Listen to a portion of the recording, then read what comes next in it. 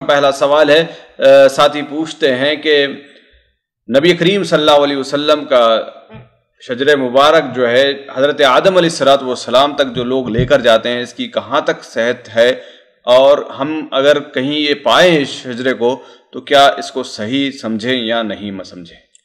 دیکھیے، محدثین اور سیرت نگار دونوں کا اس بارے میں اتفاق ہے کہ نبی کریم صلی اللہ علیہ وسلم کا شجر نسب عدنان تک صحیح سند سے ثابت ہے، اور یہ تقریباً آپ صلی اللہ علیہ وسلم اور عدنان کے درمیان 20 یا 21 سلسلہ ہے، یعنی آبا کا جو سلسلہ ہے وہ تقریباً 20 یا 21 پہنچتا ہے، اور امام بخاری رحمہ اللہ نے اسے اپنی کتاب صحیح بخاری میں ذکر کیا ہے۔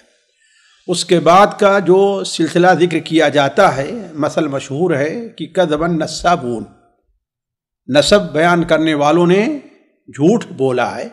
اس سلسلے میں ایک حدیث بھی وارد ہے، لیکن جہاں تک مجھے بھی یاد ہے واللہ عالم وہ حدیث صحیح نہیں ہے، لیکن علماء کے نزدیک یہ چیز متفق علیہ ہے کہ صحیح نسب نامہ آپ کا کہاں تک ہے؟ عدنان تک۔ اس کے بعد حضرت عدنان سے لے کر کے حضرت ابراہیم علیہ السلام تک کتنے جو ہے پیڑھیاں تھیں، کتنے نام ہیں، اس کی کوئی صحیح تعداد نہیں ہے۔ پھر حضرت ابراہیم سے حضرت نوح تک، پھر حضرت نوح سے حضرت آدم علیہ السلام تک، اس کی کوئی صحیح تعداد نہیں ہے۔ تو یہ وہ اسرائیلیات میں ہیں، اس کو صحیح نہیں مانا جا سکتا ہے۔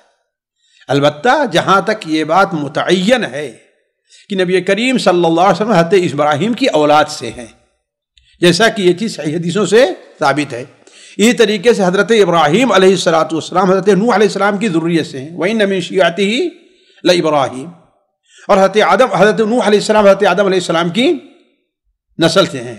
یہ تو متعین ہے، لیکن درمیان میں کتنے واسطے ہیں، یہ واسطے جو ہے صحیح نہیں ہے، الا کہ صرف کہاں تک؟ عدنان تک۔ جی، میرے خیال سے شرعی نقطہ نظر سے کوئی اہمیت ہے شیخ اس کی؟ کوئی اہمیت نہیں۔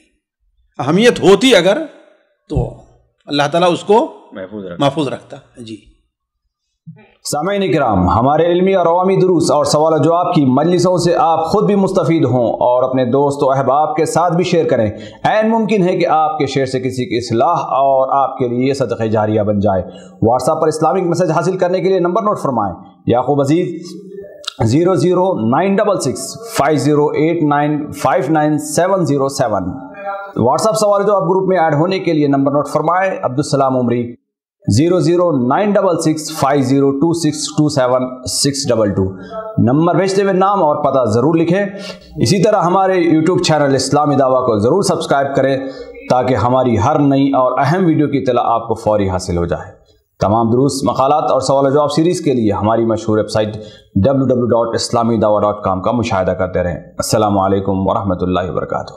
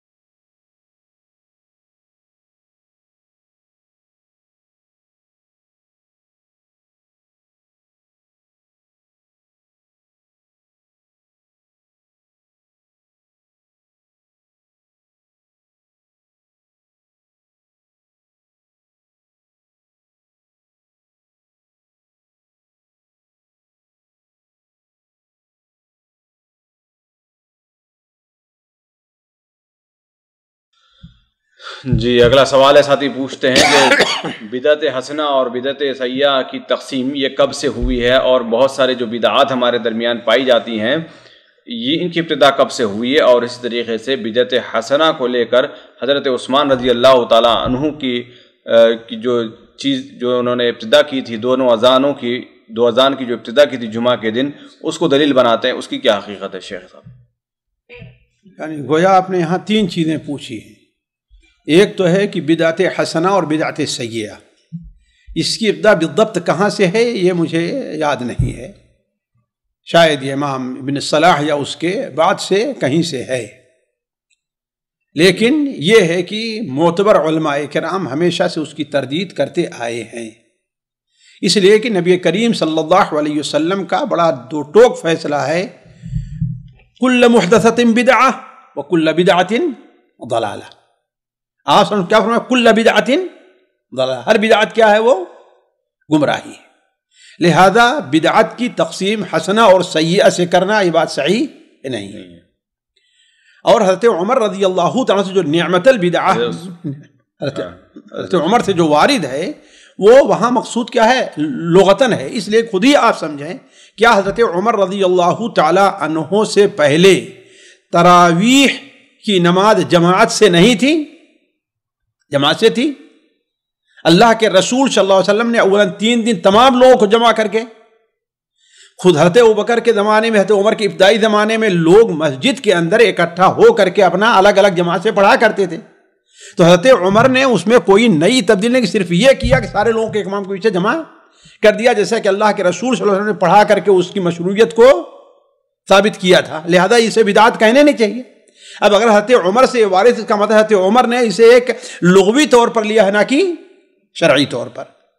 دوسرا سوال جو آپ نے کیا، کچھ بدعات ہیں، اب کون سی بدعات ہیں؟ دیکھیے جہاں تک بدعات کا تعلق ہے، ہر ملک ہر علاقے میں اپنی الگ الگ بدعات ہیں، اور وہاں کے لوگوں نے عموماً ان بدعات کو اپنے یہاں پائی جانے والی غیر قوموں کی بدعات سے اخذ کیا۔ اسے ہمارے ہندوستان پاکستان میں تیجا ہے، چالیسواں ہے، برسی ہے، یہ کیا ہے؟ ہندوؤں سے لی گئی ہے۔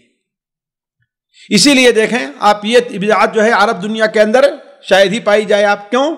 اس لیے ان کے ہاں اور بھی دوسری بدعات ہیں، طرف نہیں جاتے، لیکن یہ بدعات چونکہ غیر قوم سے لی گئی ہے اس لیے ہمارے ہاں وہ چیزیں رائج ہیں۔ تیسری بات جو آپ نے کہا جو بڑی اہم ہے، اس پر غور کرنے کی ہے کہ عثمان غنی رضی اللہ تعالیٰ عنہ نے اذان کو ایجاد کیا، لیکن یہاں پر 2 چیزیں ہیں۔ پہلی چیز تو یہ ہے، حضرت عثمان غنی رضی اللہ تعالیٰ عنہ نے جو جمعہ کے دن 2 اذان کو مشروع مقرر قرار دیا، کیا سنت میں اس کی کوئی دلیل نہیں ہے؟ اگر غور کریں، اللہ کے رسول صلی اللہ علیہ وسلم کے زمانے میں فجر کی 2 اذان ہوتی تھی کہ نہیں ہوتی تھی؟ ایک وقت ہونے پر ایک وقت سے پہلے۔ کس لیے؟ آپ نے بیان فرمایا لِيَنْتَبِهَ نَائِمُكُمْ وَيَرْجِعَ قَائِمُكُمْ، تاکہ جو انسان سو رہا ہے وہ متنبہ ہو جائے کہ فجر کا وقت ہونے جا رہا ہے، ہو گیا اور قریب ہے، اور جو آدمی تہجد کی نماز پڑھ رہا ہے وہ متنبہ ہو جائے کہ اب ہم اپنی نماز کو وتر کو پڑھ کر کے جلدی سے ختم کر لیں۔ تو 2 نماز تھی کہ نہیں تھی؟ 2 اذان تھی نا۔ تو اسی کو سوچ کر کے حضرت عثمان غنی رضی اللہ تعالی عنہ نے جمعہ کے دن جب دیکھا کہ یہی مصلحت ہے تو جمعہ کے دن بھی ایک اذان کر دی، ہے کہ نہیں؟ تو اس کا مطلب ہے کہ اس کی شریعت میں کوئی اصل ہے، ایک اذان اور ہے شریعت میں ایسی ایک بات۔ دوسری بات جو اور بڑی اہم ہے، حضرت عثمان غنی رضی اللہ عنہ کے بارے میں اللہ کے رسول نے کیا بیان فرمایا ہے؟ علیکم بسنتی وسنت الخلفاء الراشدین المہدیین۔ گویا اللہ کے رسول صلی اللہ علیہ وسلم نے اس پر اپنی مہر ثبت کر دی ہے۔ کیا کسی اور کے بارے میں یہ چیز ہے؟ اگر کسی اور کے بارے میں یہ چیز ہے تو مانی جائے گی، ورنہ نہیں۔ حضرت عمر ہیں، حضرت عثمان ہیں، حضرت عثمان ہے، حضرت علی ہے، حضرت ابو بکر ہیں، ان لوگوں کے بارے میں آپ نے کیا بیان فرمایا؟ تم میری سنت کو اور میرے بعد جو خلفائے راشدین ان کی سنت کو لازم پکڑو۔ لہذا اس سے آج کل جو نئی بدعات چاہے عبادات سے متعلق ہیں، ایصال ثواب سے متعلق ہیں یا اعیاد سے متعلق ہیں، جو ایجاد کرتے ہیں، یہ اس کے لیے دلیل نہیں بن سکتی۔ سامعین کرام، ہمارے علمی اور عوامی دروس اور سوال و جواب کی مجلسوں سے آپ خود بھی مستفید ہوں اور اپنے دوست و احباب کے ساتھ بھی شیئر کریں۔ عین ممکن ہے کہ آپ کے شیئر سے کسی کی اصلاح اور آپ کے لیے صدقہ جاریہ بن جائے۔ واٹس ایپ پر اسلامک میسج حاصل کرنے کے لیے نمبر نوٹ فرمائیں: یعقوب عزیز 00966 5089 59707۔ واٹس ایپ سوال جواب گروپ میں ایڈ ہونے کے لیے نمبر نوٹ فرمائیں: عبدالسلام عمری 00966 502627 نمبر بھیجتے ہوئے نام اور پتہ ضرور لکھیں۔ اسی طرح ہمارے یوٹیوب چینل اسلامی دعویٰ کو ضرور سبسکرائب کریں تاکہ ہماری ہر نئی اور اہم ویڈیو کی اطلاع آپ کو فوری حاصل ہو جائے۔